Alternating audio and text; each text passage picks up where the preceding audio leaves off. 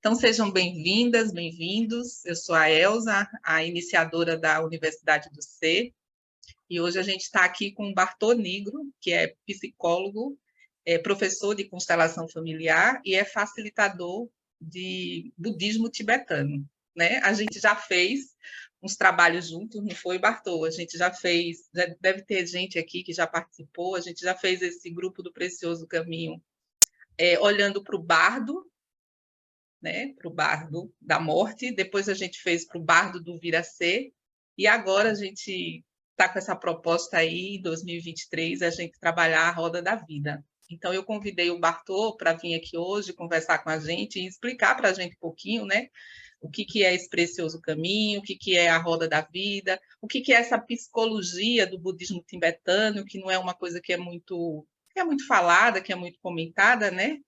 E aí eu deixo contigo, Bartô, aí para você nos contar como é que a gente faz esse caminho de consciência através da roda da vida, enfim, contar um pouco do que a gente vem tecendo. Isso. Boa noite. Eu vou conversando, vou contar um pouco de como esses ventos chegaram para mim. Tá? Então, eu não foi só uma curiosidade, não foi só leitura. Então, algo foi, eu entrei no caminho, eu creio, por uma espécie de angústia mesmo. Eu sempre fui muito sensível, fui criado pelos meus avós, e foi muito gostoso.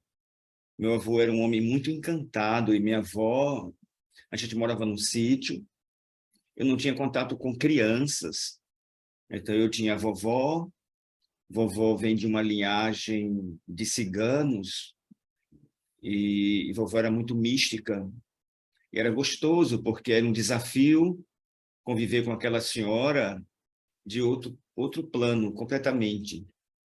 E era sempre um grande atrator viver com aquela senhora tão gostosa, tão bela, tão ritualística, ligada aos seus povos. E meu avô, um homem muito belo também, eu tenho muito orgulho de ter sido ele o meu avô. Muito orgulho, um homem mais fechado, meu avô era meteorologista, meu avô também era militar, então eu vivia afastado, era no sítio, eu tinha todo um quintal imenso para mim, o vovô tinha carros velhos, jipes, Mercurys, Cincas, então aquilo era o meu mundo de fantasias. Então eu convivi no silêncio, principalmente porque minha avó sempre me pedia para eu não fazer barulho, porque meu avô gostava de silêncio.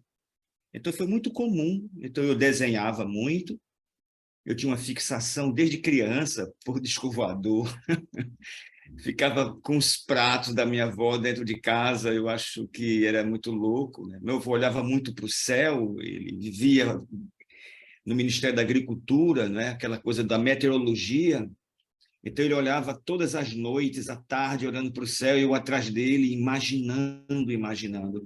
Eu creio que isso foi uma grande oportunidade. Depois eu voltei para a casa dos meus pais, eu estava na adolescência e não mais me encaixei. Foi muito difícil, meus irmãos, foi muito difícil, uma vida muito pragmática, mas eu amava minha mãe, eu amo profundamente meus pais. Então isso foi muito bom para mim, sabe? Não, e eu sempre buscando aquele clima que eu vivia no sítio.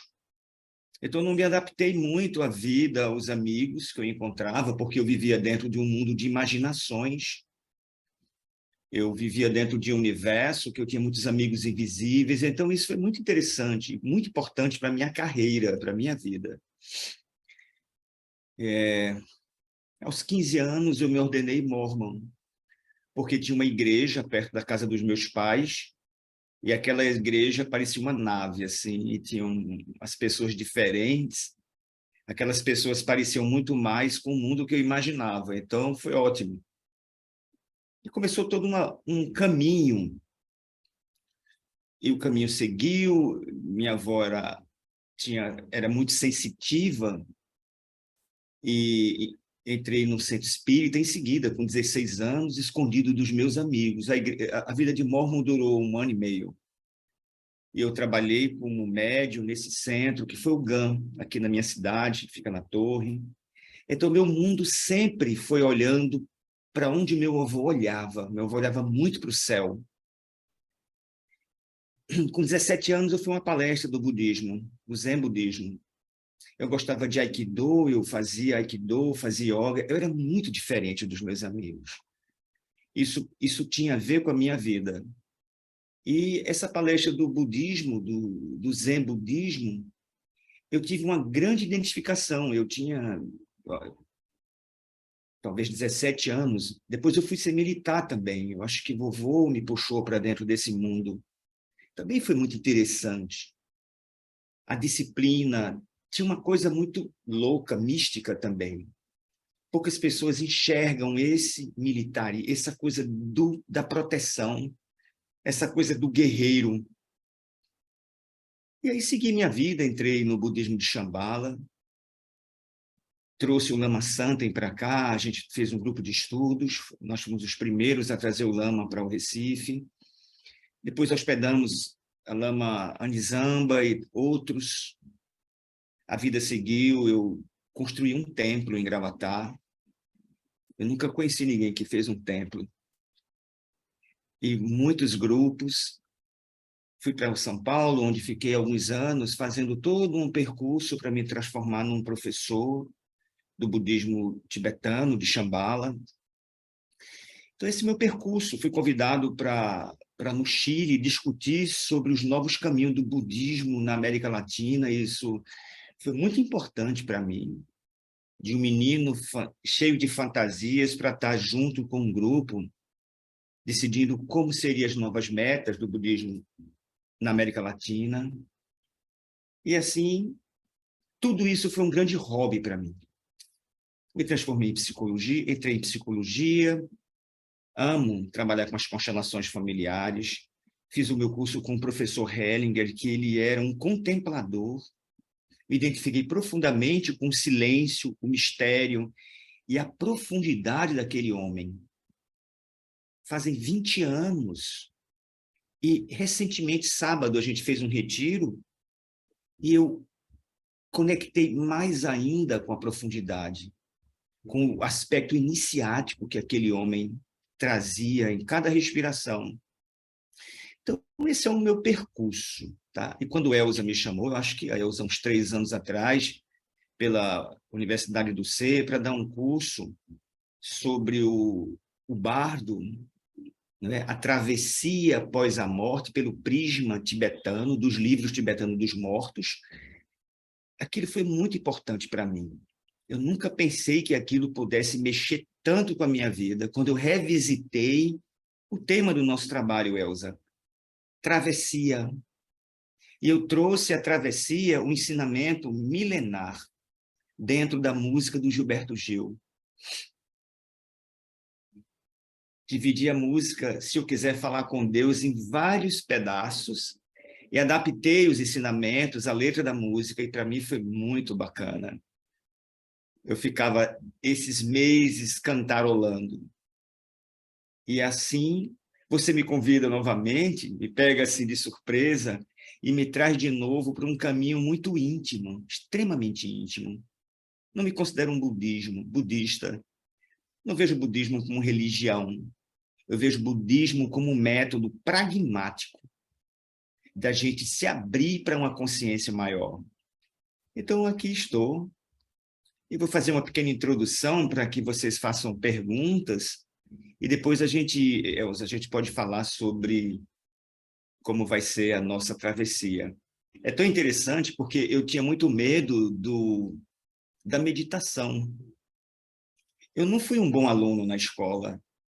Quando eu chegava na escola, eu me coçava todo. Eu tinha eu acho, uma dispersão tão grande. Coçava o bumbum, aquela calça, não sei se é tergal o nome. Eu acho que não usava cueca, eu não tinha essa... Coçava tudo, eu vivia me coçando. E estudar para mim foi muito cruel. As professoras não eram encantadas, demorava muito ficar uma manhã inteira sem sem alguma coisa maior, sem um disco voador, sem as lâminas do tarô, que era a forma que vovó meninava, né? Então, mas cheguei no budismo e descobri um mundo muito encantado, um mundo que me deu ferramentas para ser o homem que eu sou. Eu recebi muitas ferramentas, me transformei num professor, mas não um professor de mantras, de práticas longas, mas um entusiasta. Eu lembro que quando eu fui fazer uma das provas, porque tinha lá no Chile, para você receber uma graduação, eu levei meu violão. Não que eu desdenhasse os ensinamentos, mas é que aquilo seria uma inspiração, e eu acho que foi fantástico aquilo. Então, passei a trabalhar mais pelo plano da inspiração, porque era o conteúdo que eu tinha mesmo, o conteúdo que eu herdei dos meus povos. E aí encontrei o budismo tibetano, tá? Principalmente a psicologia do budismo tibetano. É muito complexo para a gente quando a gente mergulha dentro de um imaginário que não é nosso. Então, o budismo do Tibete é um budismo tântrico que ele tem as bases no xamanismo tibetano. Então, ele é muito místico, alegórico para a gente. Para eles é o óbvio, totalmente o óbvio. Então, eles trabalham com imagens. Todo o ensinamento que eu recebi, e eu tive alguns professores tibetanos, eles traziam imagens. Trabalhava muito com imagens, com sons, com caligrafias. Recebi os ensinamentos cantados. Os termas eram cantados. Aquilo foi muito gostoso, porque não era um ensinamento que vinha de uma forma cognitiva, em grande parte. Era uma inspiração. E eu trouxe para o meu cotidiano e para os meus grupos, tá? Vou contar uma história, e essa história vocês vão sair entendendo de tudo. Eu acho que vai o curso inteiro nessa história. Pode ser? Ela vai durar talvez 11 minutos. Não vou tomar muito tempo de vocês. E a gente pode fazer perguntas, tá? Essa história eu já contei uma vez para o próprio grupo nosso. Eu sempre começo o curso contando essa história. E a história que é essa. Existia no Tibete. Tibete fica ali nas cordilheiras do Himalaia, um país encantado, um país alto. Existia um reino, isso faz mais de 3.000 anos atrás. Existia um reino onde tinha um rei chamado Gesar. E esse reino era um reino muito rico, muito próspero. E eles vendiam guerreiros. Então, quando um povo queria invadir outro povo, Gesar vendia guerreiros. As pessoas iam lá, compravam os guerreiros do Gesar e venciam todas as guerras. Era o único reino que tinha cavalos, arco e flechas. E todo o reino era um reino militar. Todos trabalhavam. Militar num sentido maior. E assim foram séculos. Um certo dia, dentro do reino, começou a aparecer demônios. Começou a aparecer problemas dentro do reino. Pequenos demônios começaram a surgir no reino. E toda a preparação que o rei Gesar tinha para a guerra não estava funcionando. Seus guerreiros não conseguiam debelar os demônios da própria comunidade. E pela primeira vez na história, o rei teve que contratar de outras comunidades guerreiros que pudessem vencer os demônios do seu próprio reino. E assim ele contratou um grande exorcista. Não adiantou. Os demônios cresciam mais ainda. E ele trouxe de todo o Oriente Médio exorcistas, antidemônios, tudo que ele... Armas quânticas, tudo. Mas os demônios se multiplicavam e tomou toda a cidade.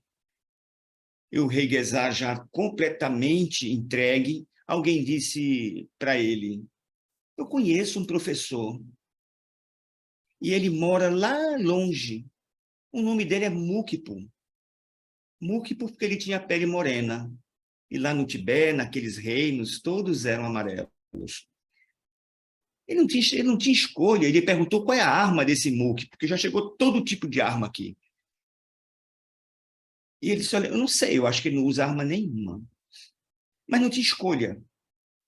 E eles passaram um e-mail e, num certo tempo, o Múquipo chegou lá, montado num cavalo, e adentrou dentro daquele reino. Era um homem muito singelo e não trouxe nenhum armamento. Todo mundo na cidade pensou assim: ferrou.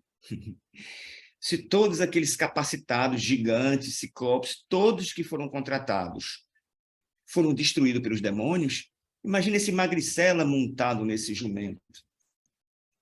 Mas eles não tinham escolha.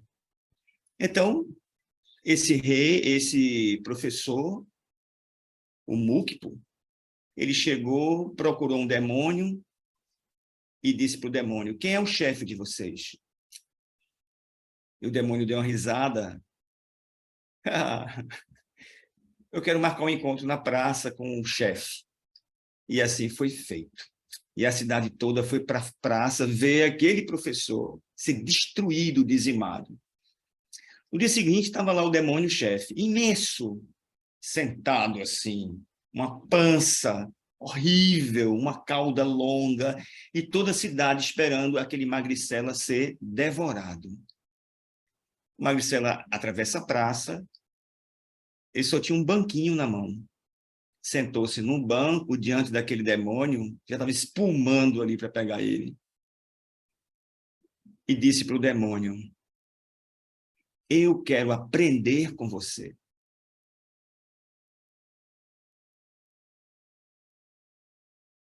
Então, isso... E aí começou uma grande revolução. O demônio olhou para ele e disse: quais são as suas armas? Ele disse: a curiosidade de aprender com você. E nesse momento, o demônio abriu sua própria barriga, e tirou um grande espelho. E toda a comunidade do rei Guesar se viu dentro do espelho que saiu da barriga daquele demônio.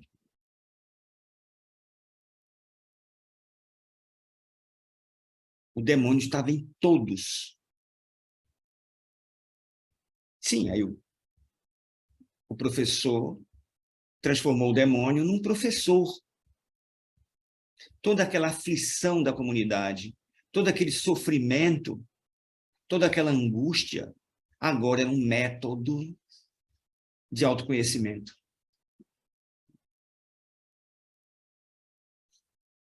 Então, o professor disse: a gente não pode combater as aflições. A gente precisa aprender com elas. E aquele demônio imenso começou a passar o ensinamento. E à medida que ele passava o ensinamento, o demônio ia se desconfigurando. E no final das contas, o demônio se transformou num Buda. Se transformou numa saída. E assim nasceu o budismo tibetano, a psicologia do budismo tibetano. E esse professor, ele fez o desenho desse demônio, uma pedra, e saiu pelas comunidades contando essa história que eu contei para vocês. Esse foi o Rinpoche, Padmasambhava, aquele que trazia a flor de lótus, que antes estava dentro do charco da lama, e ele foi trazendo, por essa observação, fazer com que essa flor brotou em todos os seres. Doravante, não se tem mais história da comunidade do rei Guesar. Eles desistiram da arte da guerra. Dizem que todos se iluminaram. todo aquele ser do reino de Gesar se transformou num lugar feliz, que em sânscrito quer dizer Shambhala, um lugar da primavera. E essa é a história que tocou o meu coração. E esse professor, ele saiu com essa imagem e ele deu o nome, ele não, mas ficou conhecido como a roda da vida, a roda do sofrimento cíclico. Então, ele passou a dar aula sobre essa história, como aquelas pessoas saíram das aflições. Então, quando eu ouvi essa história, eu também fiquei muito encantado, porque eu também estava dentro de um espelho da barriga das minhas aflições. Isso não quer dizer que eu saí, mas agora ela serve, porque ela agora é o meu mestre. Como funcionam essas aflições? E a partir daí o Padre Mazambava ensinou toda uma tática que ele aprendeu com o próprio sofrimento. Nasceu as meditações, as meditações de Shamatha Vipassana, de tranquilização, abertura, e assim um vasto ensinamento milenar, que hoje eu trago dentro do meu entusiasmo. Eu tenho um profundo entusiasmo. Toda vez que eu conto essa história, eu fico muito feliz, porque eu digo, nossa, não foi fácil para o Padre Mazambava, porque ele tinha alunos, os alunos se transformavam em professores, que passavam para os seus alunos, que se transformavam em professores, e que passava para os seus alunos. Isso chegou aqui também no Brasil, chegou aqui em Recife, e essa história ela não foi interrompida. Continua professores passando para alunos, que se transformam em professores, que passam para alunos. E esse sopro, ele continua. E é uma história de muita perseguição. Todos esses ensinamentos, eles foram perseguidos.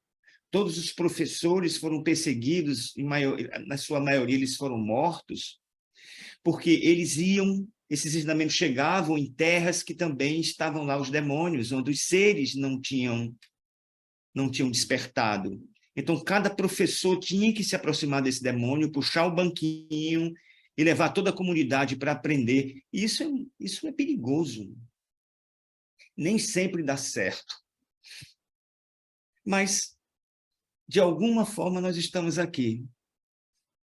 Então, essa é a história que eu queria contar para vocês. Não sei se passou de 11 minutos, tá?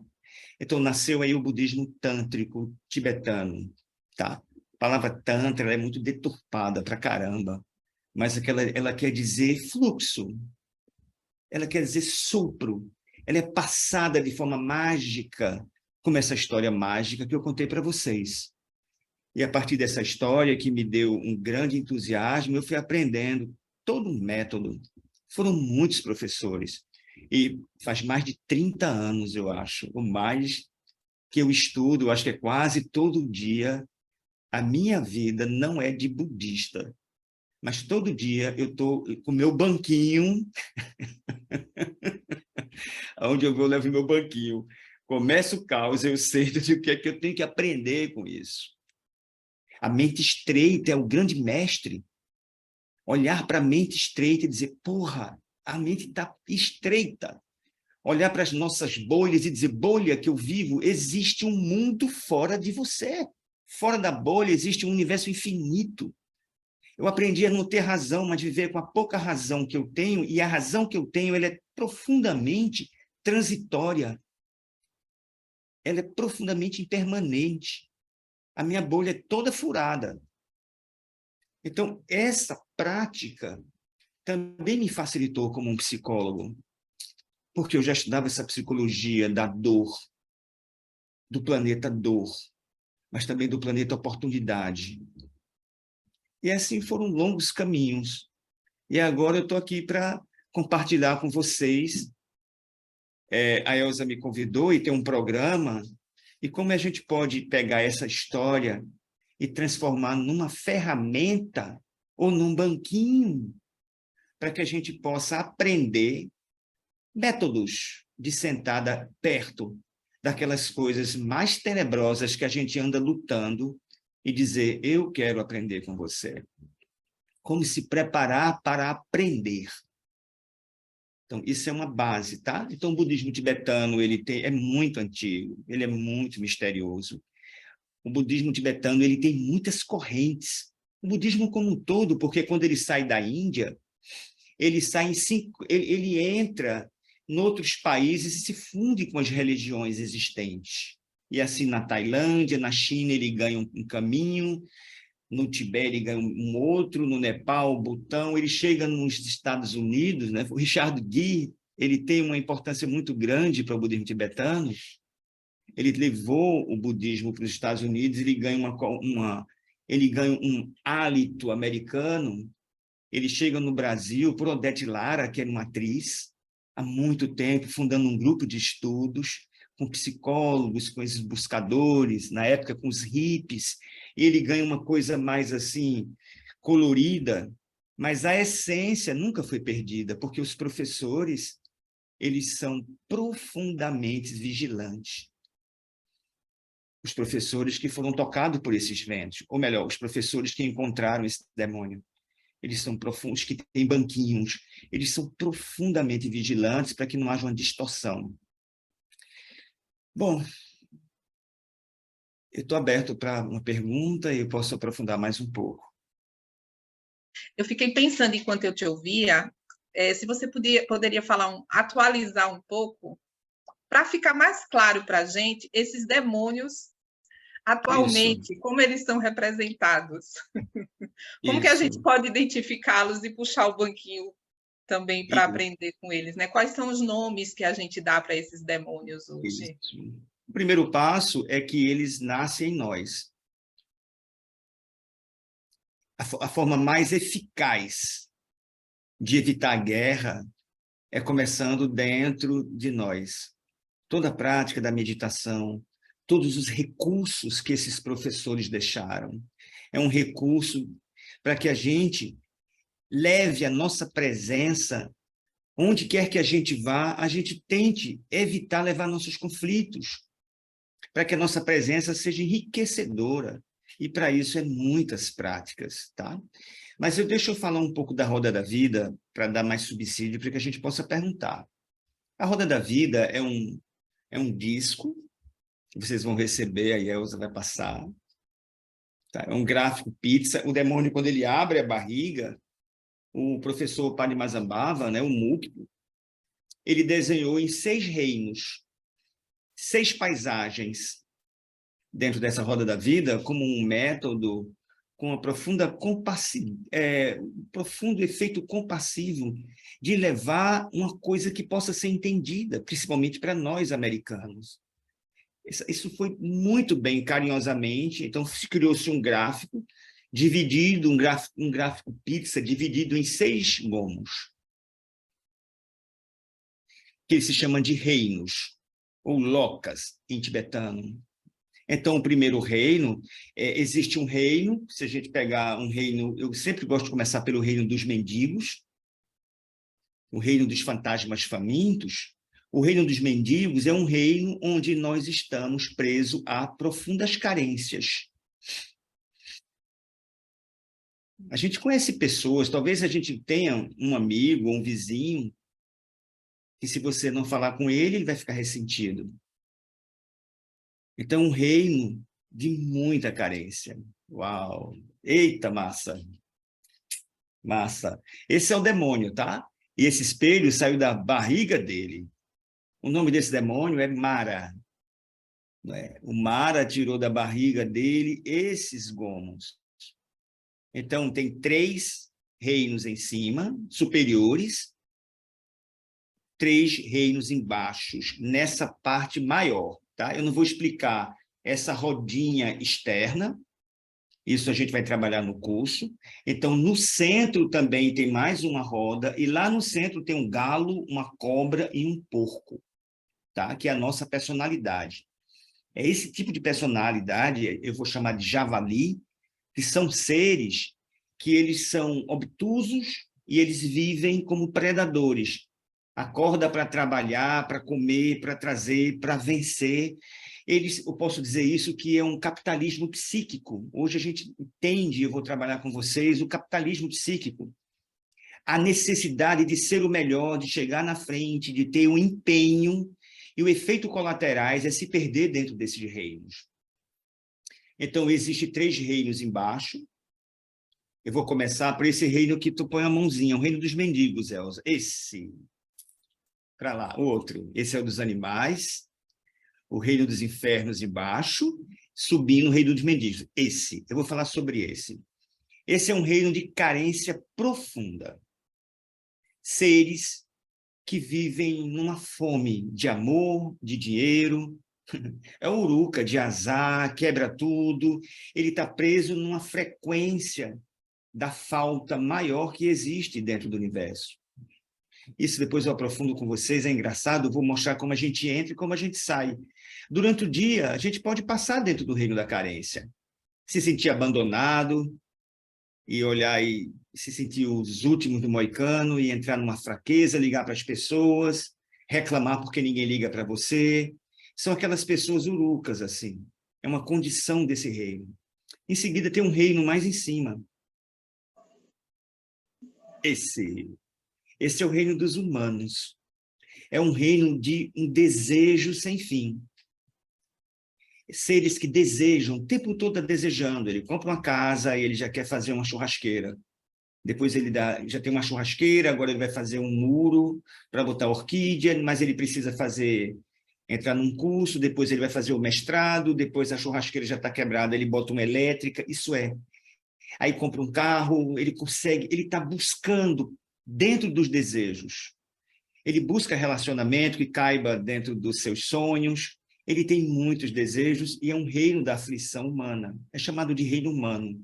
Quando os humanos eles são frustrados nos seus desejos, o que é que acontece? Ele cai no reino abaixo dos mendigos. Eles entram numa carência profunda. E nessa carência, quando eles não conseguem o alimento afetivo, o alimento financeiro, eles escorregam para o reino mais embaixo. O reino dos infernos. A vida vira um inferno, tá? Pode ser que a gente passe por esses estágios durante um dia, mas tem seres que são moradores desses lugares. Então tem um reino lá em cima, Elza. O lá de cima, que é chamado reino dos devas. Isso. Então, quando o ser humano ele consegue, através dos seus desejos, saciar sua sede, ele sacia todo o seu ego, ele se sente agora o tampa. Tudo começa a dar certo. Aí dá tudo certo e ele está como um deus. O ego, ele é autocentrado, ele infla e vive e mora aí. E ele pode morar uma vida aí. Então, ele é o rei, ele é o dono, ele é o poderoso. E é um reino muito perigoso. Porque quando ele cai direto para o inferno. Tá? E a gente tem muitos exemplos de pessoas que vivem lá no céu e quando cai lá embaixo no inferno. Esse inferno ele tem 6.000 divisões, eu não decoro, mas ele é dividido em inferno quente, são as aflições, e o inferno glacial, que são aqueles seres indiferentes, tá? Isso a gente aprofunda.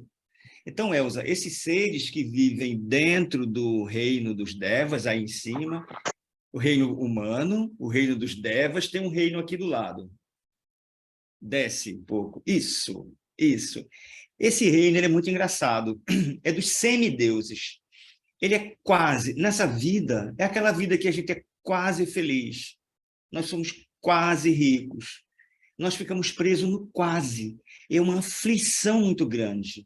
É tão interessante porque tudo que eles plantam nesse reino, exemplo, eles plantam uma árvore, mas é os deuses lá em cima que comem os frutos. Então, quem está em cima usufrui muito desse reino, que é o quase. É um reino onde o ciúme e a inveja é imensa, porque eles olham de uma forma voraz, porque eles querem ser deuses, mas eles são quase deuses.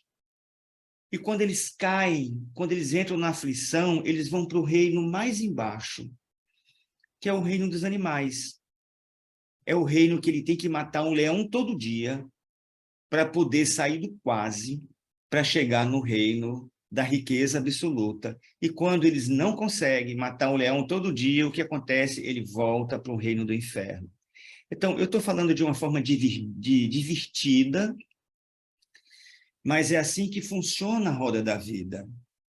São as 6 aflições que o ego, que a nossa vida está presa, e foram essas aflições que geraram todos aqueles demônios lá no reino do Gesar.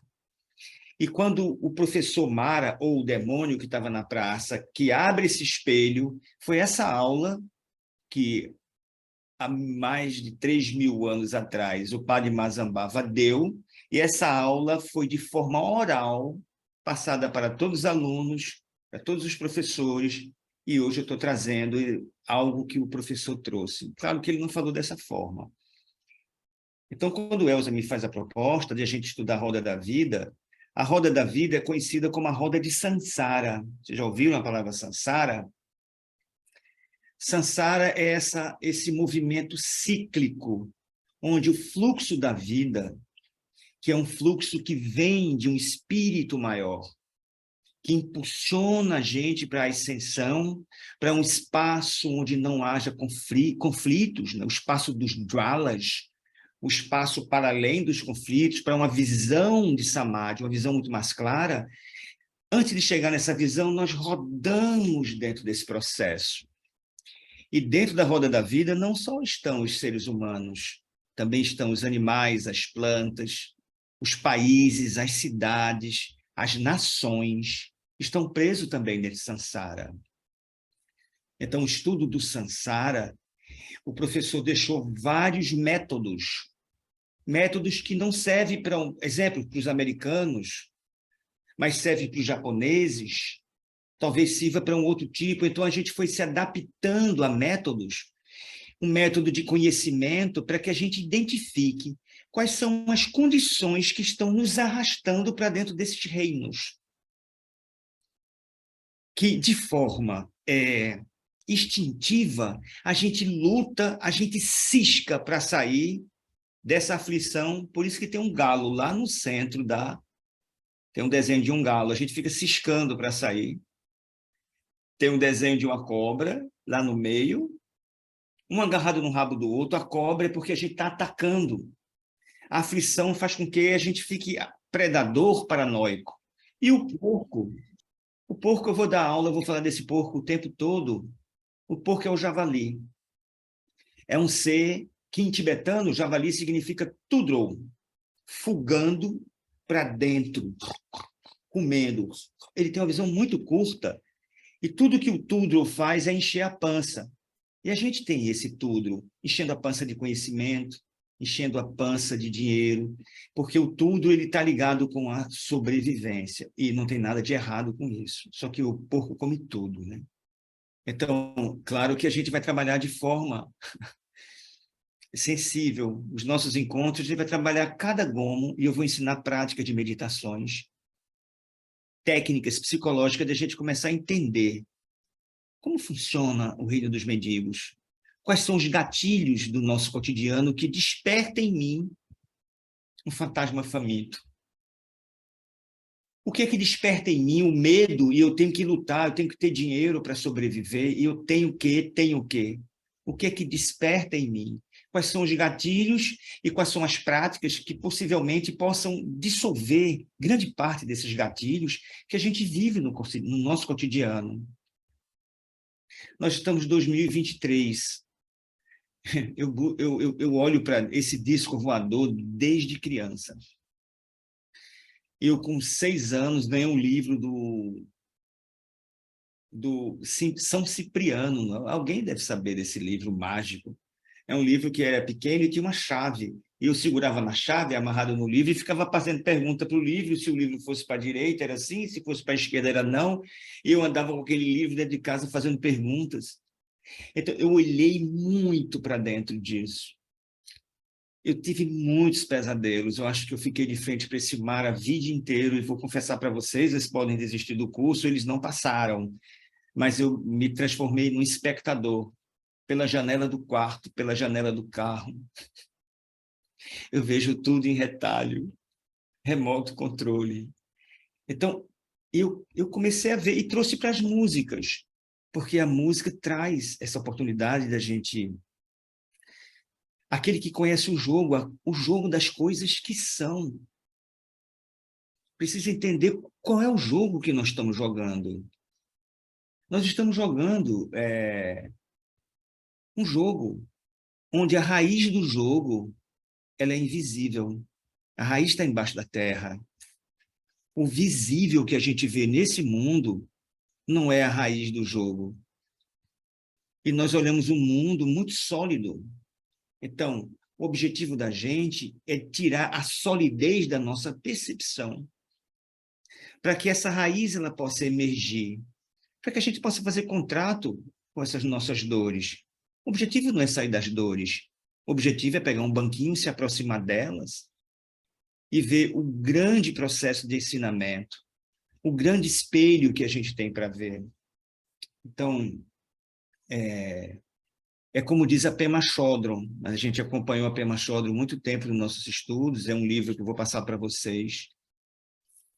E ela diz assim: o caos deve ser encarado como uma boa notícia. Então, a psicologia do budismo não é uma psicologia para resolver, é uma psicologia para desenvolver uma visão mais correta do que nós chamamos de realidade. Desenvolver uma percepção mais correta do que nós chamamos de que é realidade. Desenvolver uma comunicação com todos os seres a partir dessa visão, uma visão mais aberta, menos javalítica, para que a gente possa levar a nossa presença enriquecedora para onde quer que a gente vá. E a gente pode se transformar no Mukpo, um cara que anda mais desarmado, montado em seu cavalo, e aonde quer que a gente vá, a gente sirva de inspiração para que a gente possa gerar condições de um dia a gente abrir a oportunidade para que a nova humanidade possa ser uma humanidade iluminada, como aconteceu lá nas terras do rei Gesar. E isso é uma profunda utopia. Então, quando, Elza, você me convida todos os professores, e os demônios também.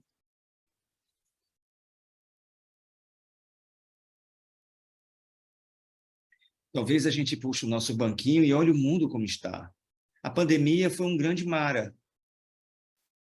Muitos seres puxaram o banquinho e olharam para dentro dessa grande peste. Nada mais é do que um demônio. Em todos os seres. Para o budismo, o demônio não é negativo, tá? Não é o demônio católico. Para o budismo tibetano, o demônio é um professor meio esquisito, mas que força a gente a mudar nossos paradigmas. O demônio aparece quando um ciclo se fecha. Aí ele é a esfinge, que diz para você: me decifre ou eu te devoro. Não foi assim com Édipo? Então é sempre um código que algo precisa morrer e algo precisa renascer dentro desse caminho tão misterioso que é a nossa vida. E eu creio, porque eu confio nos meus professores. Senão também não carregaria todas as suas dores, e em mim é um bom lugar para que as dores deles reposem. Eu lido bem com isso. E eles disseram para mim: há uma saída. Mas não busca saída. Você fica pronto e ela chega. Eu acreditei nisso. Pode ser uma grande bobagem, mas eu ouso dizer que, apesar de toda essa agonia, eu estou pleno, principalmente quando eu tenho a oportunidade de expressar esses seeds, esses ventos que me habitam.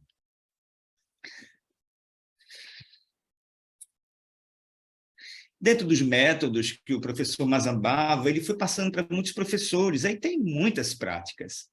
São muitas ferramentas, 3.000 anos de ferramenta. Eu acho que esses caras não faziam nada mesmo, viviam nos mosteiros pensando. Levavam vidas, e esses caras duravam muito. Eles treinavam muito. É muita compaixão. Tudo que eles treinavam, eles geravam esse treino para que o mundo pudesse alcançar um processo de samadhi, de liberação do sofrimento.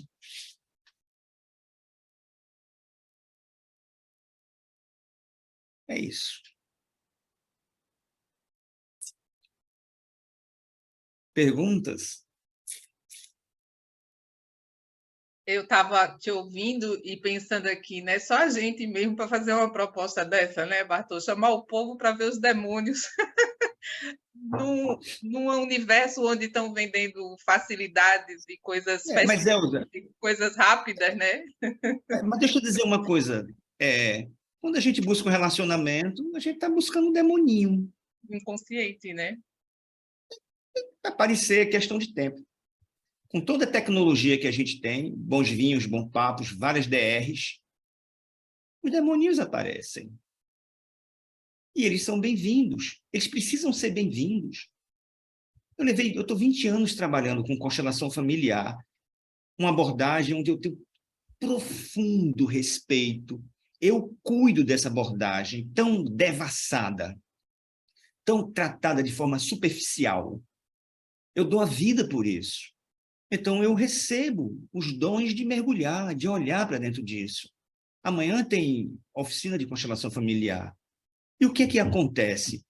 Quem são os emaranhamentos? São os mesmos que aconteceram no reino de Quesar, visto por um outro ângulo.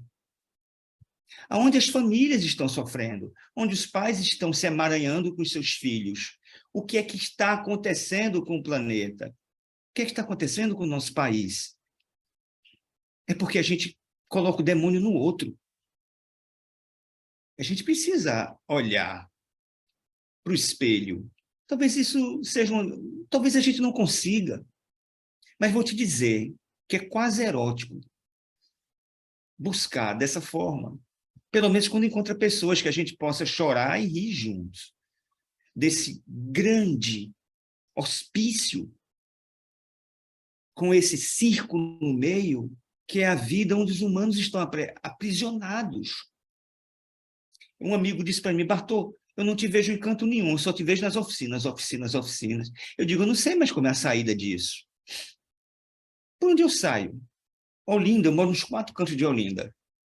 Toda vez eu me prometo, você está com aqueles maloqueiros lá. Os maloqueiros daqui é da juventude, era tão gostoso conversar besteira, os psicodélicos, aquilo foi muito bom. Mas eu não sei mais por onde chegar, entendeu? E aí a ideia, a grande viagem é estar aqui olhando para vocês. Cada um é um pouco de demônio para mim. Quantas pessoas aqui eu não conheço e eu vou ter que lidar? Amanhã vai ter uma oficina, vai ter 60 pessoas, uma parte eu não conheço. Aí depois vou sair para outra, vai ter um retiro. E eu penso, nossa, entendeu? Então, você me convida, é sempre muito auspicioso esse convite. Eu disse para você: porra, Elza, acorda às 6 da manhã, sei lá, vai ser de 6, quinzenal. E eu estou dando oportunidade a todos os meus professores, não é eu, Bartô.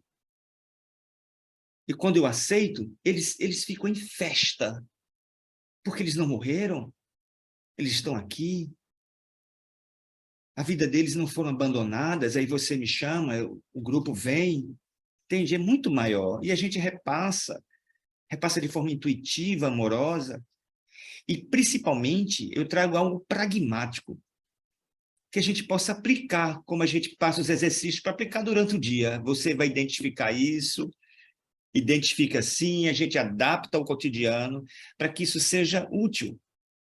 Porque o ensinamento, ele só serve se for útil na prática. O resto vira outras coisas. Bom, é isso.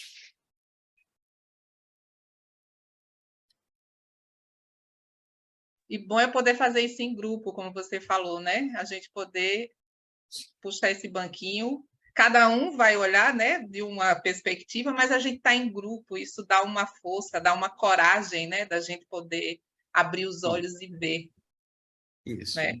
Para quem está chegando agora, que veio também através de Bartô, que ainda não conhece a Universidade do Ser, nós somos um projeto que já estamos funcionando desde 2017, temos vários cursos de comunicação não violenta, também cursos na trilha da antroposofia, fizemos com Bartô. Bartô aqui chega pelo budismo, ele é muito conhecido nos outros lugares pela constelação familiar, mas aqui ele chega para a gente através do budismo, né? Desse olhar mais espiritual para a matéria.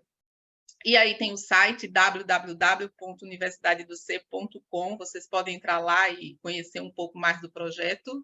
E é isso, a gente vem num grupo já caminhando, como eu disse, a gente já teve 2 ciclos do Precioso Caminho, né?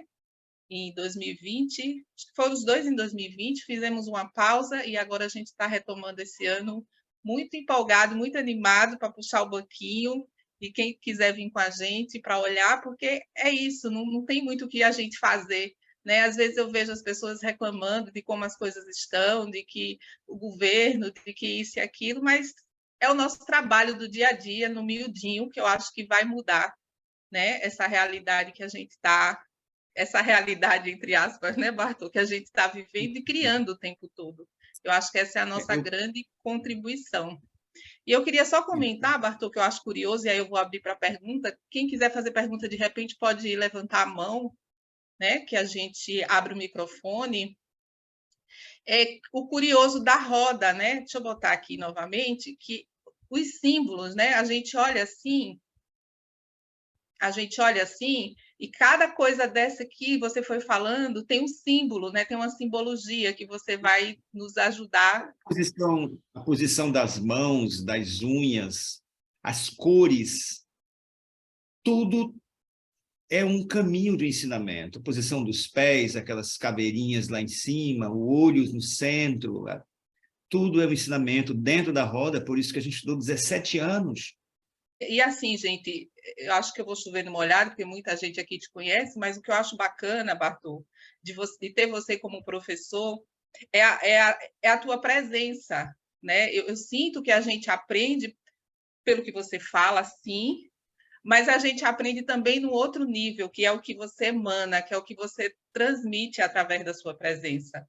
E isso eu acho muito precioso, porque eu sei que a mente da gente não dá conta, sabe? A gente vai ali no miudinho, mas em estar na sua presença, a forma como você se coloca enquanto professor para nos transmitir os ensinamentos, eu sinto que também nos faz aprender, mesmo que não passe pelo nosso cognitivo, sabe? Eu sinto que ficam sementinhas que na hora que a gente precisa, a gente pode ativar. Um dia meu professor disse, tem muitos mendigos que usam BMW. Então, mendigo não é uma condição externa, mesmo que isso é somatizado. Eles vão ficando fantasmas famintos. Pelo budismo tibetano, o mendigo é aquele que tem uma boca enorme. Ele abocanha o mundo, ele quer tudo, só que a garganta é estreita. Ele não consegue nutrição. Então, ele come muito, mas não tem nutrição. Eles ficam esquálidos, nutrição psicológica, espiritual, financeira, psíquica. E dizem que quando eles conseguem engolir, a barriga é furada. Eles não conseguem reter. Então, por mais que você dê, ele não pega. E quando pega, aquilo vaza. Então, isso é uma característica, é uma imagem de condições que a gente se encontra no dia a dia. Tem seres que moram aí e tem seres que passam por aí. É possível que a gente passe uma semana dentro de uma aflição, dentro de uma carência, onde a gente tenha essa experiência do fantasma faminto, os asuras. A gente tem essa condição. Então, isso não passa a ideia de ser inconsciente ou inconsciente pelo prisma do que a gente vai olhar. A gente vai trabalhar muito mais com essas imagens e a gente vai se identificando com isso. Então, é basicamente isso, tá? Então, é um reino onde um país pode morar. A gente tem países que os seres estão no inferno, digamos assim. Eu tive uma pessoa que ele queimou a geladeira da casa dela, eu tinha 2 geladeiras, emprestei a minha queimou na casa dela, a mãe estava doente, o menino tinha sido atropelado, e aí tem uma hora que você não sabe ajudar, porque entra dentro de um espaço que é difícil você ajudar. Então, e depois, mas ela conseguiu sair. Então, ela visitou esse inferno. E tem outras pessoas que ela é indiferente. Tem pessoas que a gente olha e não encontra a alma delas. É possível que ela esteja flutuando dentro de um inferno glacial, ou dentro de um estado de apatia. Apatia é uma patologia que está surgindo hoje. Isso vocês vão ver mais na frente, que é uma indiferença para o outro, para as coisas que estão acontecendo.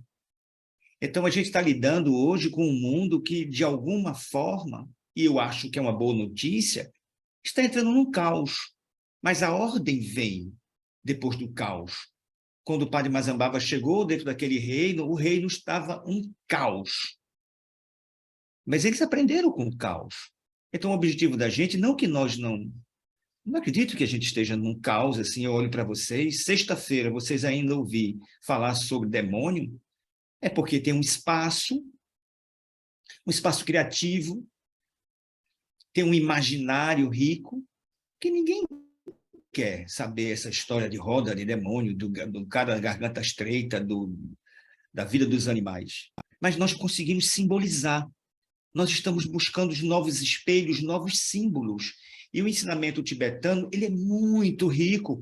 Ele vai encher o nosso imaginário com novas sementes para que a gente possa usar da criatividade. Nós perdemos essa capacidade criativa. Nós perdemos a capacidade simbólica, decifrar mitos, buscar uma relação com símbolos. E todo o ensinamento tibetano é um ensinamento simbólico. Como trazer o simbolismo para que a gente entenda um universo que é simbólico. Quando eu entrei para estudar, eu fiz uma especialização em psicopatologia. Eu trabalhei no hospital psiquiátrico 5 anos. Eu tive um bom professor. Ele disse para mim, a psicose é a doença do símbolo.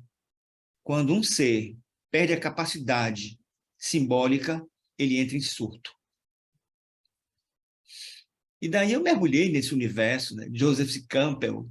Eu mergulhei muito e me apaixonei. Eu já vivi essa vida lá com meus avós, dos discos voadores, dos tarôs, dos ciganos, dos malassons, da vela, que quando aparecia a vela à noite é porque alguém tinha morrido, a notícia chegava no outro dia. Então, todo esse universo simbólico eu encontrei dentro do budismo tibetano.